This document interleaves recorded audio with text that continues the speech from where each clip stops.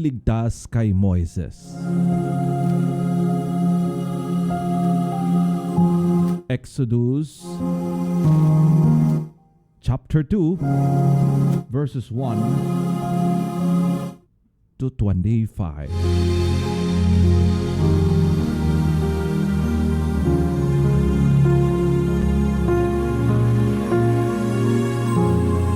May mag-asawang buhat sa lipi ni Levi na nanganak ng isang lalaki. Napakaganda ng bata, kaya 3 buwan na itong itinatago ng ina. Nang hindi na siya maaring itago pa, kumuha ang kanyang ina ng isang basket na yari sa tangkay ng tambok at pinahira ng alkitran upang hindi pasukin ng tubig. Pagkatapos, inilagay niya rito ang sanggol at inilagay sa talahiban sa may pampang ng ilog. Ang kapatid na babae naman ng sanggol ay tumayo sa di kalayuan upang tingnan kung ano ang mangyayari. Maliligo noon sa ilog ang anak na babae ng Faraon. Natanaw niya ang basket kaya't ito'y ipinakuha niya sa isa sa kanyang mga katulong na naglalakad-lakad lamang sa tabing ilog. Nang maiabot sa kanya ang basket, inalis niya ang takip nito at nakita ang batang umiiyak. Naawa siya at kanyang nasabi, ito'y anak ng isang Hebrea. Ang kapatid naman na bata ay lumapit sa prinsesa at kanyang sinabi, kung gusto po ninyo, ihahanap ko kayo ng isang Hebreang mag-aalaga sa sanggol na iyan. Sige, ihanap mo ako, sagot ng prinsesa. Umalis ang batang babae at tinawag ang mismong ina ng bata. Nang dumating ito, sinabi ng prinsesa, alagaan mo ang sanggol na ito at uupahan kita. Kinuha ng ina ang sanggol at inalagaan. Nang malaki na ang bata, dinala siya ng kanyang ina sa prinsesa at siya itinuring na anak nito. Sinabi niya, iniahon ko siya sa tubig, kaya Moises ang ipapangalan ko sa kanya. Nang binata na si Moises, dinalaw niya ang kanyang mga kababayan at nakita niya ang hirap na tinitiis ng mga ito dahil sa mabibigat na mga gawain. Nakita pa niyang sinasaktan ng isang Ehipsyo ang isang Hebreo. Tumitingin-tingin siya sa paligid. Nang wala siyang makitang tao, pinatay niya ang Ehipsyo at tinabunan ito ng buhangin. Nagbalik siya kinabukasan at may nakita siyang 2 Hebreong nag-aaway. Tinanong niya ang may kasalanan, bakit mo sinasaktan ang kapwa mo Hebreo? Sino ang nagbigay sa iyo ng kapangyarihang mga siwa at tumatol sa amin? Papatayin mo rin ba ako tulad ng ginawa mo sa Ehipsyo? Tanong nito sa kanya. Natakot si Moises nang marinig niya ito at noon niya nabatid na may nakakita pala sa ginawa niya sa Ehipsyo. Nakarating ang balita kay Faraon, kaya ibig niyang ipapatay si Moises. Ngunit ito'y nakatakas at nakarating sa Midian. Pagdating sa Midian, naupo siya sa tabi ng isang balon. Dumating naman ang 7 anak na babae ng pare roon upang sumalok ng tubig, painumin ang kawan ng kanilang ama. Ngunit may dumating na mga pastol at itinaboy sila. Nakita ni Moises ang pangyayari, kaya sinaklolohan niya ang mga babae at tinulungang magpainom sa kawan. Maagang nakauwi ang mga babae, kaya tinanong sila ng kanilang amang si Ruel, bakit maaga kayo ngayon? Mangyari po, ipinagtatanggol kami ng isang Ehipsyo laban sa mga pastol. Isinalok niya kami ng tubig at pagkatapos ay pinainom pa niya ang kawan namin. Sagot nila, nasaan siya? Bakit di ninyo isinama rito at nang makasalo natin sa pagkain? Tanong ng ama.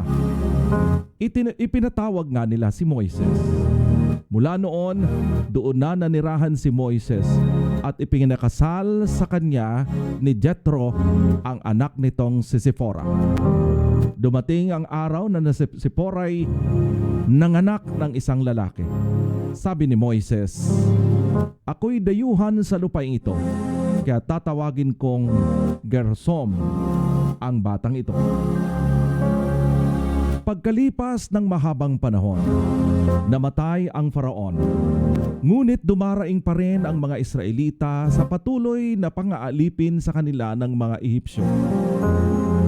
Narinig ng Diyos ang kanilang daing at naalala nila ang ginawa nilang kasunduan kina Abraham, Isaac at Jacob.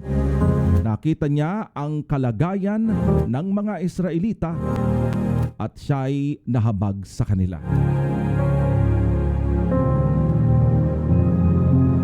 The birth of Moses.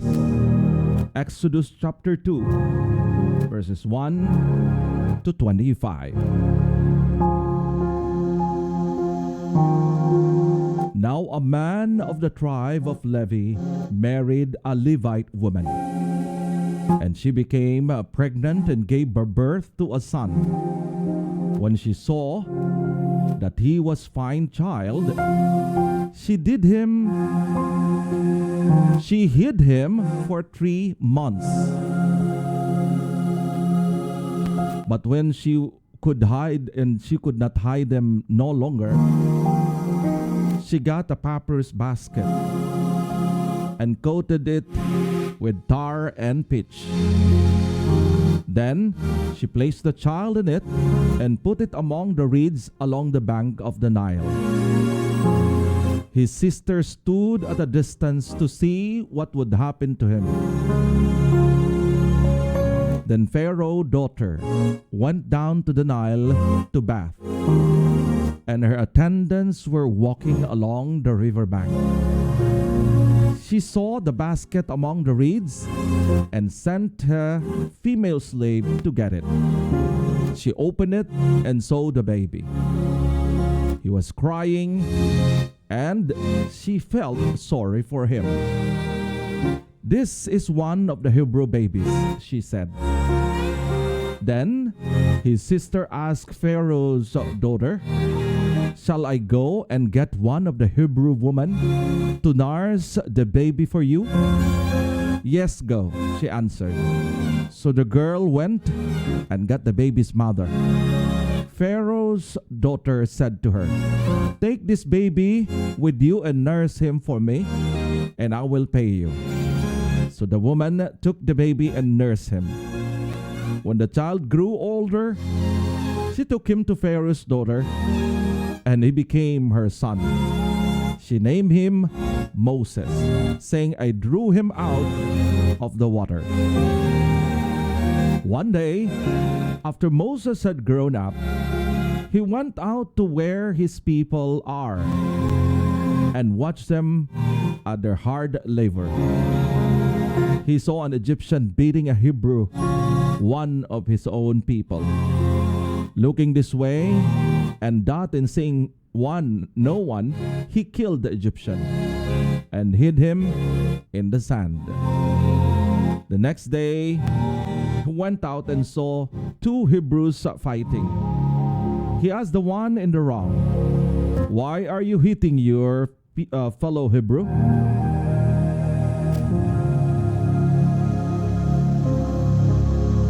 The man said, who made you ruler and judge over us? Are you thinking of killing me as well? Just what you did to Egyptian? Then Moses was afraid and thought, what I did must have become known. When Pharaoh heard of this, he tried to kill Moses, but Moses fled from Pharaoh and went to live in Midian. where he sat down by a well. Now a priest of Midian had 7 daughters, and they came to draw water and fill the troughs to water their father's flock. Some shepherds came along and drove them away, but Moses got up and came to their rescue and watered their flock. When the girls returned to the well their father, he asked them, "Why have you returned early today?" They answered, "An Egyptian rescued us from the shepherds. He even drew water for us and watered the flock." "And where is he?" Reuel asked his daughters. "Why did you leave them? Invite him to have something to eat." Moses agreed to stay with the man who gave his daughter Zipporah to Moses in marriage. Zipporah gave birth to a son, and Moses named him Gershom, saying, "I have become a foreigner in foreign land." During that long period, the king of Egypt died. The Israelites groaned in their slavery and cried out. And their cry for help because of their slavery went up to God. God heard their groaning, and he remembered his covenant with Abraham, with Isaac, and with Jacob. So God looked on the Israelites and was concerned about them.